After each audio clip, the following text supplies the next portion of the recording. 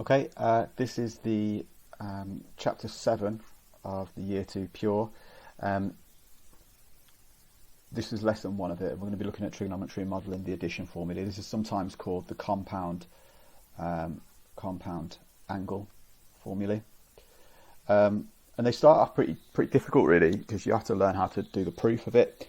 But then actually the applications of them are pretty easy, nice and straightforward, and pretty enjoyable, to be fair. So we'll get cracking with the proof.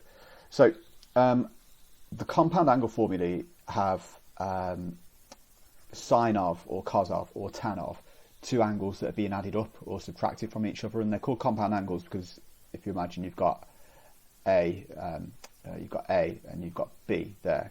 So the compound is the fact that they're added up together, and so you'd find out some kind of information about that length there, for example.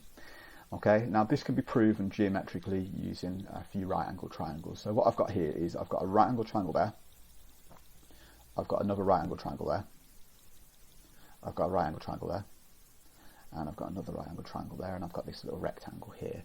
What you can see is that the length of this pretty big right angle triangle there, the length of the hypotenuse of that one, and the length of the hypotenuse of that one are both exactly 1. And I've got an angle A, I'll call it A rather than calling it alpha, and I've got an angle B. Now to prove this, I've done this a few times, and so I know exactly which bits I want to prove and in which order I want to prove them, but it really is just about kind of trying things out and to try and get it working. I'm going to be proving things W, V, X, Y, Z, and then Z again. I will prove in Z again. Okay, so working with W is part of this right angle triangle here. It's pretty obvious that I'm going to try to work with this right angle triangle here because it's the only one that's got a number on it that's useful.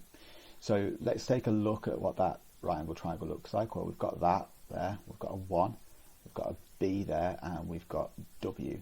We've also got V on that right angle triangle, so I'll work both of these out using this little diagram here. So I've got for W the adjacent over the hypotenuse, so cos of B is equal to W over 1, and so therefore W equals cos of B. Okay. Similarly, for V, cos of B is going to equal the sine of B. Sorry, is going to equal the opposite over the hypotenuse. So sine of B is going to equal V over 1, and so V is going to equal sine of B. Okay. So W was cos B, and V was sine B. Okay, that's handy, useful. All right, next up, looking at the fact that this is these two lines here, they're parallel to each other. It's pretty obvious that they are because it's a rectangle, and so therefore this angle A must be the same as this angle here. That must also be an A. We're not going to be using that just yet, but that's important. Here, this angle is 90 degrees. If I take away A, I'll be left with 90 minus A in there. That means that this angle, it's pretty obvious, will be A. That's handy because it will help me work out X. Okay, now to work out X is made up within this triangle here, which has got an A there, it's got a right angle, and it's also got sine B that we've just found out. And here's X. So we've got the angle, the adjacent, and the hypotenuse. So cos of A is going to equal X over sine B. And so cos A sine B will equal X. Okay? We'll use that in a minute, but for now there's no point in trying to write it in there. It's not going to work with me writing on this thing, so it'll get a little bit cramped. So next we're going to try to work out this length here, which is Y. Now Y is part of this right angle triangle here. Okay, so we'll sketch that right angle triangle out again. We've got A, we've got a right angle, we've got cos B, and we've got Y. Okay, now that is the opposite over the hypotenuse. So sine of A is going to equal Y over cos B. So sine A cos B equals Y. Okay. Now, not only does y equal sine A cos B, but also this line here, this equals sine A cos B. And z could be said that it's made up of x plus y. It must be, surely. Okay, z must be made up of x plus y. If z's this entire height here, we've got x and we've got y. Well, x and y would be cos A sine B plus sine A cos B. Okay, that's one version of z. Another version of z, though, is the one that's made up with this big right angle triangle here, where this is A plus B and this is 1. And there's z. So we've got the opposite over the hypotenuse. So we've got sine of A plus B is equal to z over 1. So z is equal to sine of A plus B. Now if z is equal to this and z is equal to this, and these two z's are the same as each other, then these two things are equal to each other, and that is the proof done. For a bit of messing around, you can find out the cos proof and whatever else, and I encourage you to look it up or to try it out yourselves, try to find out the cos proof. When you're doing those proofs, make sure that you've got an idea of what the compound angle formula would look like. I wouldn't suggest pausing the video right now and having a go at working out the cos one. I'd probably suggest watching the rest of the video and then coming back to try out the cos one yourselves. The tan one, I really wouldn't bother working it out geometrically, because once you've got sine and once you've got cos, you can use those to find out tan. Okay, moving on.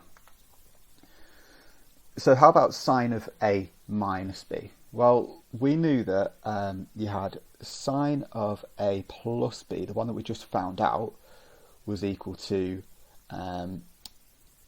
sine A cos B plus sine B cos A. Okay, we knew that. That was something that we definitely just knew. Now, with sine of A minus B, you could consider that to be sine of A plus minus B, if you wanted to. That's what I tend to do. I think it makes it a little bit easier, because now I know that every time I see a B, I should be swapping it for a negative B. So I know that that's going to be sine of A cos of negative B, which I don't like the look of, plus sine of negative B cos of A. Okay, I don't like having these negatives in there. I think it's really annoying, and so I'm going to try to figure out how I can get these negatives kind of out of that and try to figure out the signage of it. So let's take a look at the sine graph. So with the sine graph, it starts like that, goes like that, okay, and starts like that, goes like that. So if I had sine of B, say this was B here, we go up like that and we get some value out there, okay, which would be called sine B. Now sine of negative B must be equal to the negative, okay? So we've got negative B must equal the negative of sine B.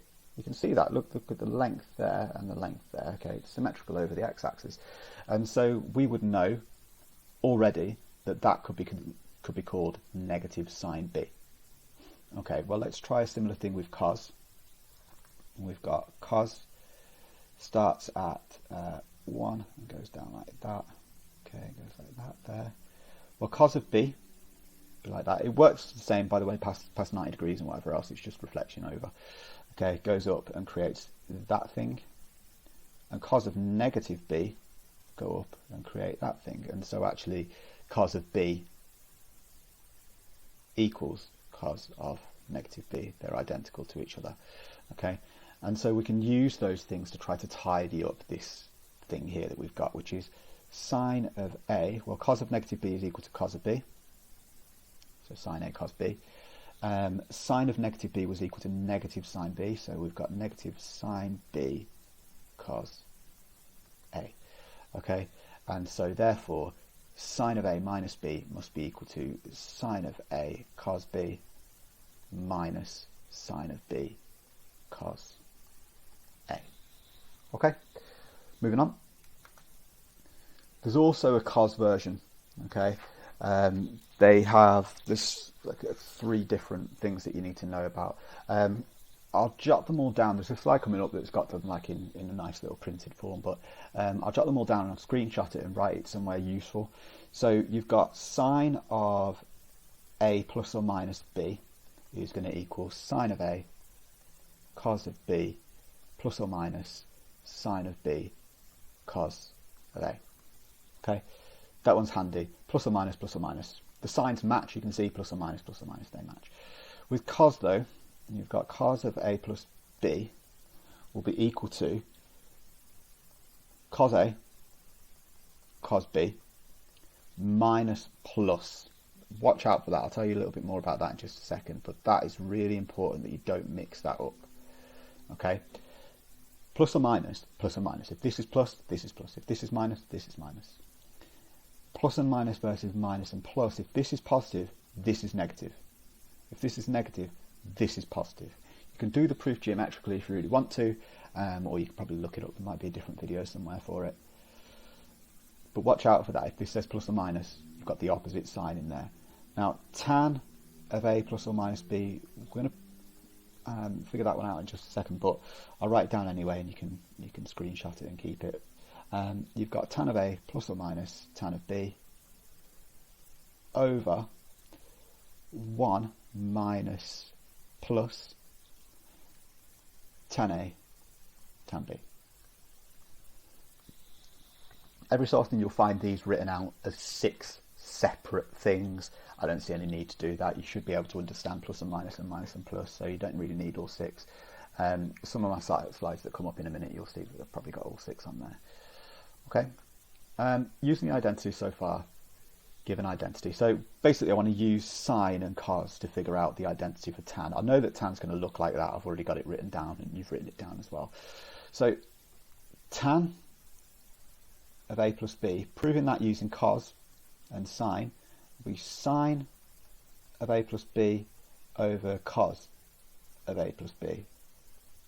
Okay, now sine of a plus b will be sine of a cos of b plus cos of a sine of b over, we've got cos of a minus b. Okay, so we've got cos of a plus b, pardon me, which is going to be cos of a cos of b minus sine of a sine of b. Okay, now what we're aiming for is to only have tans involved in it as much as possible, so we're going to be dividing by cos because we've got tan as much as possible. Obviously it would make no sense to divide through by sine. If we did that, we'd get a bunch of cot, which would be absolutely pointless. Okay, it won't be kind of what we need. So what I'm going to do is I'm going to divide the numerator and I'm going to divide the denominator by cos a cos b. Okay, and you'll see why in just a second. It's pretty nice. So this first term, we've got sine a cos b over cos a cos b. Well, the cos b's will cancel out and we'll end up with sine a over cos a, which is tan a. We've got a plus. I've got cos a over sine b. Well, cos a sine b, sorry, over cos a cos b. The cos a's will cancel out. I'll end up with sine b over cos b, which is going to be tan b. All right, next I've got cos a cos b over cos a cos b. That's 1 minus sine a sine b over cos a cos b. Well, sine a over cos a will be tan a. Sine b over cos b will be tan b. Okay, and there's the identity for tan. All right, these are the compound formulas, sometimes written in this way. Obviously, we've got the plus and minus version of it, okay, and the minus plus version of it. Just make sure you've got them somewhere safe. Okay, they're important. They'll be used throughout this chapter. They're really, really, really handy to have. I would suggest putting them on a scrap piece of paper so you don't have to keep writing them down, and then have that scrap piece of paper in front of you as you work. Okay, next question is sine of a over cos of b plus cos of a over sine of b equals this whole thing here, which is a bit of a monster. Now, this is 2 fractions and this is 1 fraction, and really a good sensible start would be to try to get everything to be 1 fraction if possible. So we're going to multiply and multiply and multiply here, and we're going to add up these fractions. So we're going to end up with sine we're going to end up with sine A sine B plus cos A cos B, which is going to equal sine B cos B. Okay, the denominator looks as we expect. The numerator here, just by comparison with your compound angles formula, you've got sine sine. Okay, so sine sine, and we've got cos cos. Okay, these can go in either order. We could, if we wanted to, rewrite these as cos A cos B plus sine A sine B. So it looks just that little bit more like what we were expecting here. And with cos of A minus B is that thing there. Okay, so you have cos of A minus B, and we've got this and this. Okay, so we're done. Cos of A subtract B over sine B cos B. Okay, moving on. Next, the inclination with this type of question is to try to look to get sine over cos to try to produce this tan that it's asking for. It's asking for a tan, and so you go, well, sine over cos, and 3 over 5, and that would look fine. You'd have sine over cos, fine. But it's sine of A minus B and cos of A plus B, so it doesn't really work that way. So whenever you've got these compound angles formula, let's just tidy up what we can. We have 5 lots of sine of A subtract B. Okay, well, that's going to be sine of A cos of B minus sine of B cos of A. Okay, is going to equal 3 lots of cos of A plus B. Well, we'll get cos of A cos of B. Instead of it being a plus, it's going to be a minus sine of A sine of B. Okay, expand this out. And what we're going to have is 5 sine A cos B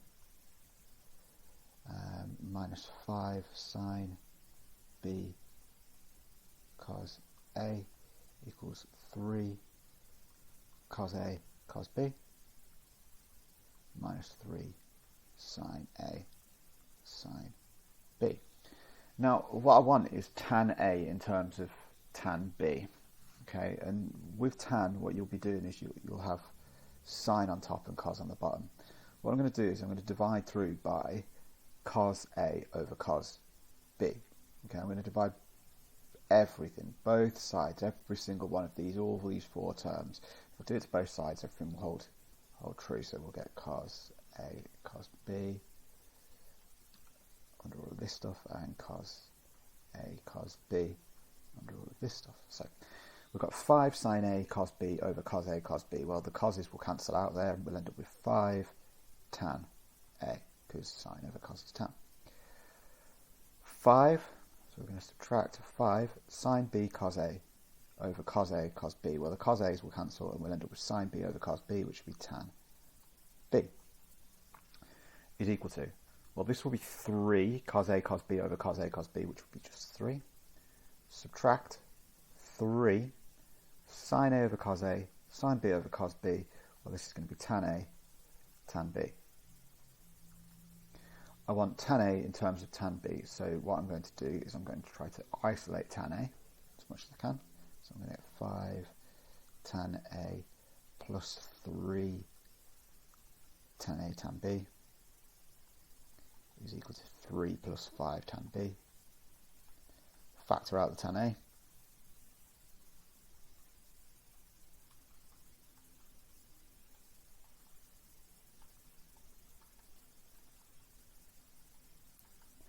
Okay, and move that bit under. And what we end up with is going to be that tan A is going to equal 3 plus 5 tan B over 5 plus 3 tan B. Okay, tasks from this lesson are written on there. You should pause this and so that you can write those things down. Good luck.